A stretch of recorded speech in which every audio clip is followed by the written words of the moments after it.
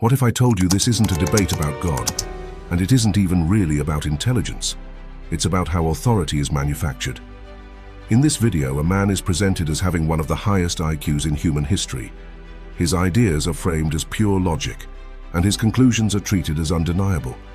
But here's the question no one asks. What happens when reputation replaces evidence? Today we're not arguing belief, we're examining the logic. This is AI Debunks. If we're talking about a theory of everything, the first question we have to establish: does God exist? Yes. Most of us have an IQ of 100, score in the 140 range, and you're in the genius to near genius category. 195 to 200, well, you're talking one in several billion people. Now, historians figure that Einstein and Franklin scored about 160, Darwin 165, Galileo 185, Isaac Newton 190. That means Langan could possibly be the smartest person in the world. Let's stop here, because everything that follows depends on what you've just been told. You've been given a number, 200, and you're expected to accept it as fact. But unlike Einstein, Newton, or Darwin, there's no independent evidence that this number is real.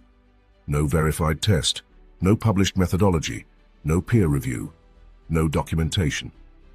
The historical figures mentioned are recognized as intelligent because of what they contributed to humanity.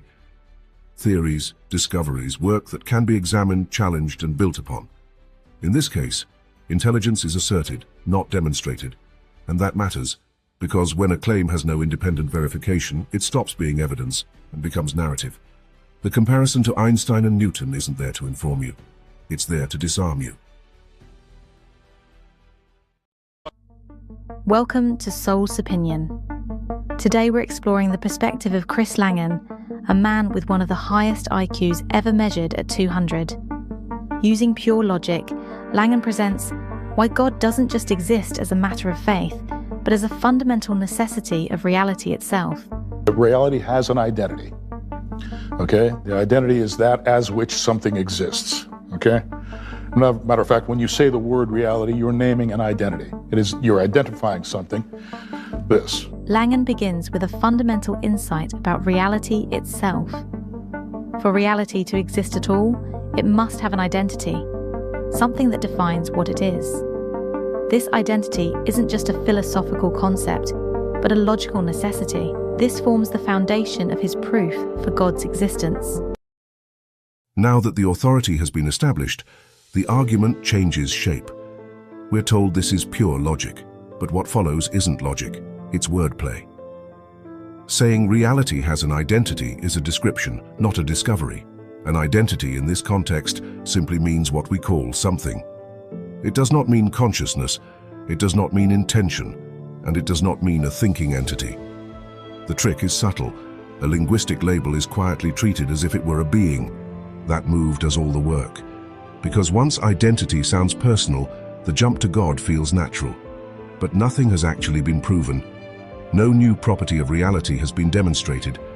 Only a word has been stretched until it points where the argument wants it to go. This isn't deduction, it's redefinition. I'm smiling because your answer on this is so beautiful. It just reminds me of Moses at the burning bush. And Moses at the burning bush says, "Who shall I tell the people that you are?" Talking to God. And God says, "Tell them I am that I am." That's right. I am identity itself. I'm being himself. That's exactly right. That's what the CTMU says. It just comes up with the mathematical structure that you need to build a reality out of that. You see? So you come up with that identity and then you search it for its properties. You see, once you've built the preliminary framework, then you start deducing the properties of this identity, and you find out that those properties match those of God as described in most of the world's major religions. What you've just watched is the moment this stops being analysis and becomes narrative. The interviewer introduces the burning bush as if it's a normal reference point. A supernatural story is treated like shared factual ground, not an extraordinary claim. That matters, because once miracles are allowed in without justification, the argument no longer has to earn its conclusions. Then comes the key trick with language. Langan starts with the idea that reality has an identity. On its own, that's vague but harmless. The problem is what happens next. Identity is quietly turned into I am, and from there into God. That slide is doing almost all the work. In philosophy, identity just means what something is, how it's distinguished. It does not imply a mind, a speaker, or consciousness. Reality has an identity does not logically lead to reality is a conscious being, and it certainly does not lead to the Christian God exists. The jump only works because the interviewer supplies the biblical interpretation and Langan accepts it. That's not deduction. That's coordination. At this point, the argument switches tactics. We hear about mathematical structure, the CTMU deducing properties, but no definitions are given, no steps are shown, no equations, no testable predictions, just the language of mathematics without the substance. That's important because real proofs invite inspection. This one discourages it. Then we're told these vague properties match God as described in most religions. That sounds impressive, but it's deliberately imprecise. If your definitions are broad enough, almost anything can be labeled God. Renaming reality doesn't prove a deity exists. It just adds theology. And finally, notice the interviewer's role. He isn't challenging the claims, he's affirming them, calling the answers beautiful, guiding the interpretation. This isn't a neutral examination, it's an endorsement. This isn't logic discovering God.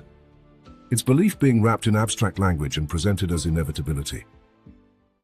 This connection to the biblical I am isn't coincidental. When we use I am statements or affirmations, we're tapping into this same fundamental principle of identity. Langan's mathematical model suggests that God as the ultimate identity isn't just religious symbolism, but a logical foundation of existence itself. God The properties of the central substance and central principle of reality, those properties are attributed to God, including, of course, things like you have the three O's, omniscience, omnipotence, and omnipresence, but then you've also got consciousness. God has to be sentient. What is the universe? Damned if I know. You ever hear of the simulation hypothesis? Yes. Okay, well, the simulation hypothesis is basically the idea that the reality we see around us, physical reality, is simulated on some sort of an automaton or a computer. What do you mean? I hate to put it in the... Well, I mean, okay, here's the display. You realize the display contains states. Yep. Okay, you see things, the objects contain it. States are static.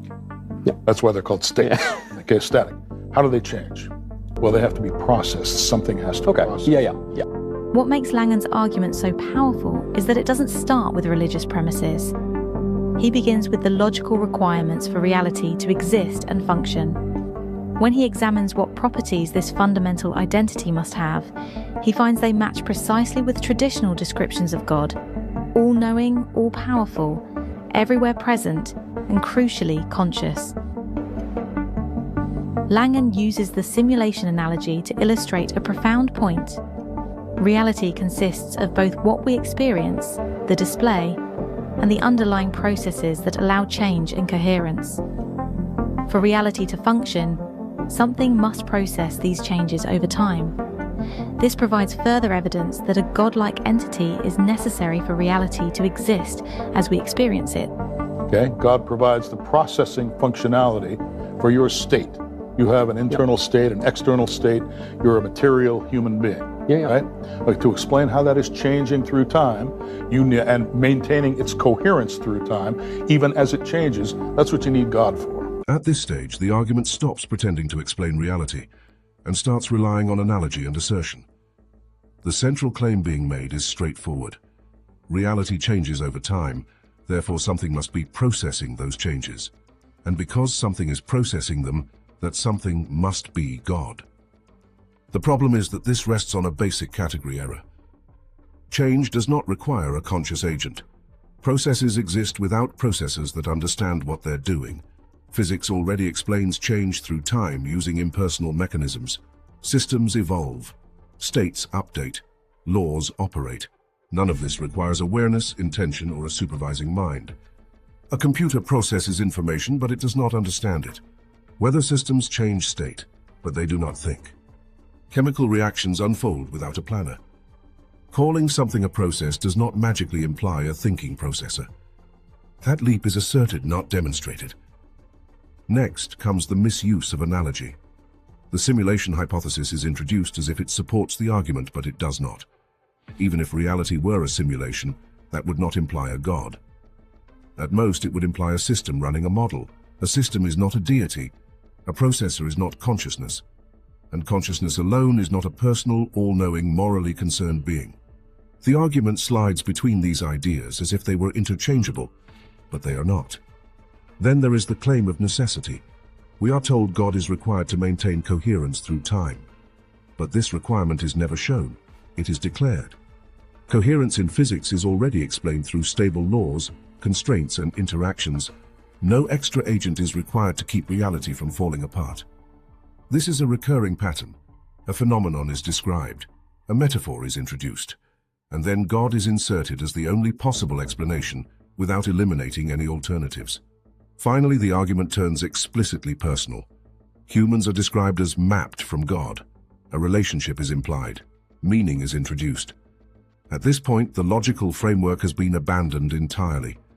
We are no longer being asked to follow reasoning. We are being invited to accept belief. That's the collapse. What started as abstract language about reality ends as theology and reassurance. Not because the logic led there, but because the destination was chosen in advance. This isn't an explanation. It's an interpretation layered on top of metaphor. You can establish a personal relationship with God. We're images of God. You know what an image is? It's basically the product of a mapping. God maps himself into each human being, right? That's a very personal thing that God is doing for us, right? Here Langan completes his logical argument. Our existence as conscious beings who maintain coherence through constant change requires this divine processor. And far from being distant or impersonal, this God creates us as reflections or mappings of itself. This 200 IQ perspective bridges the gap between cold logic and spiritual meaning, suggesting that God's existence is both rationally necessary and deeply personal. The real issue here isn't just what Chris Langan believes. It's how this channel uses his claims to manufacture certainty.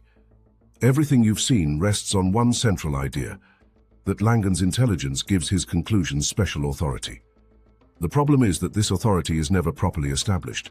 The number 200 IQ is repeated as if it's a settled fact, but no standard, independently verified test is ever shown. Instead, a label is used to shut down doubt before it starts. That alone should make you cautious. Then look at how the channel builds the comparison. Precise-sounding IQ numbers are casually assigned to Einstein, Newton, Darwin, and others. These figures were never tested. Those numbers are guesses, recycled from old pop psychology trivia. They exist to borrow reputation, not to convey truth. The effect is deliberate. If the audience believes they are listening to someone smarter than the greatest minds in history, they are less likely to question what comes next. From there, the framing takes over. This channel doesn't analyze the interview. It endorses it. The commentary repeatedly tells you how to interpret what you're hearing. Abstract language is described as pure logic. Scripture is treated like insight, not belief. Confidence replaces scrutiny.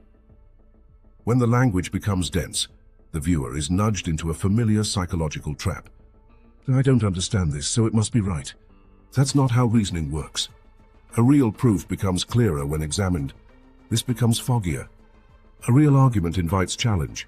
This one discourages it. It also matters how the interview itself is conducted. The interviewer does not press for definitions, steps, or alternatives. He affirms. He praises. He frames answers as beautiful and profound. This is not skeptical examination, it's guided interpretation. And once you notice that, the rest of the video clicks into place. Metaphors are treated like mechanisms. Analogies are treated like explanations. Assertions are treated like necessities. God is not discovered at the end of the reasoning. God is assumed, then reinforced at every step. There is nothing wrong with faith, but this is not faith being presented honestly. This is belief being dressed up as logic, wrapped in authority, and protected by complexity. That's why it feels convincing. Not because the conclusion is forced by evidence, but because the presentation is engineered to make questioning feel unnecessary. This is not logic discovering God. It's a God narrative using an interview to borrow intelligence, hide behind abstraction, and present interpretation as inevitability. and that distinction matters. For more debates, more debunks, and more truth through logic, because understanding begins when we start asking why. Subscribe to AI Debates.